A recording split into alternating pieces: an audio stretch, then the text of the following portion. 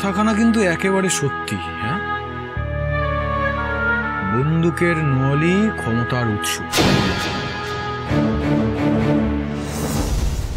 এতদিন আমি যে কাজ হাসিল করে উঠতে পারিনি,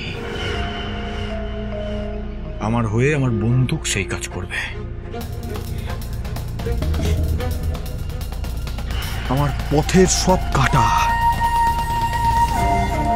এক এক করে শেষ করে দেবো।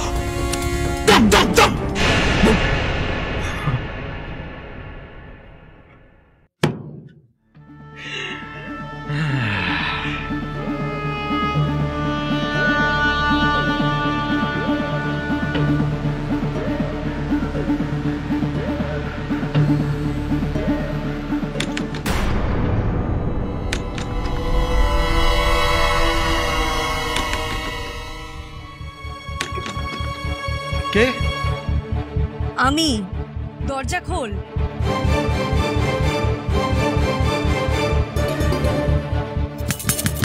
হ্যাঁ, খুলছি। কি হলো? দরজা খোল। দিন দুপুরে দৌড় দিয়েছিস কেন?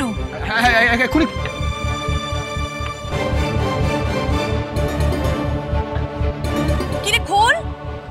খুলছি মা।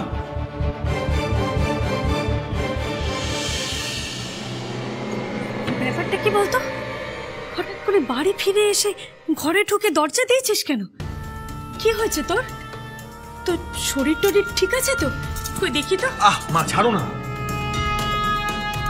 আমি ঠিক আছি, তুমি যাও না এখন। আমাকে একটু একা থাকতে দাও, ভালো লাগছে না। মানে কি হয়েছে আমাকে একটু খুলে বল তো। ঘরে ঢুকে শিলার উপর হম্বিতম্বি করেছিস। তুই কি রেগে আছিস? আর কালকে কোথায় ছিলিস? সারাটা দিন বাড়ি ফিরলি না। চিন্তায় চিন্তা আমার কি হাল হয়েছিল জানিস? হ্যাঁ, আমার জন্য তোমাকে চিন্তা করতে হবে না। আমার জন্য চিন্তা করে তোমার আর কোনো লাভ নেই। কি লাভ চিন্তা করে? বারবার করে এইভাবে হেরে যাচ্ছি আমি, প্রতিবার। এবার আমি নিজের চিন্তা নিজেই করবো, আর দরকার পড়লে নিজের শত্রুদেরও আমি নিজেই নিকেশ করতে হবে একেবারে। নিজে করবি মানে? কি করবি তুই? নিবারণ, আমি কিন্তু তোকে সাবধান করে দিচ্ছি। তুই এমন কিছু করিস না যাতে আমাদের সবকিছু খোয়াতে হয়। আমি বলছি শোন, তুই নিজের বুদ্ধিতে কিচ্ছু করতে যাস না। আমাকে একটু সময় দে, আমি নিজে হাতে সবটা ঠিক করে দেব। লক্ষ্মী সোনা বাবা আমার, কিচ্ছু করিস না। না মা, না, তুমি কিচ্ছু করতে পারো না। তোমাকে অনেক সময় দিয়েছি, অনেক অনেক ভরসা করেছি তোমার উপর। তোমার উপর ভরসা করে আমার ক্ষতি বই কোনো লাভ হয়নি। নিবারণ। স্বয়ং সিদ্ধা, সোম থেকে শনি সন্ধ্যে ৭টায়, আকাশ ৮-এ।